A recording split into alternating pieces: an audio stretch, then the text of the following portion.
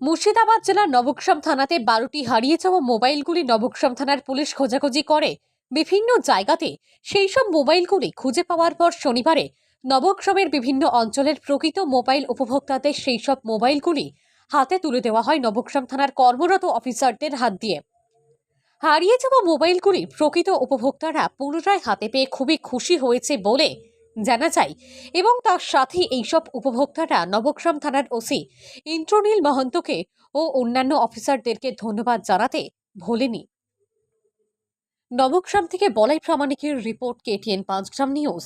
Sir, একটা কারণ বিগত 9 মাস আগে আমার এই মোবাইলটা হারিয়ে গিয়েছিল। তারপর এখানে এসে আমি ডায়েরি করি। তারপর এই নবগ্রাম থানার ওসি তত্ত্বাবধানে আমি আজ আমার মোবাইলটা ফিরে পেয়েছি।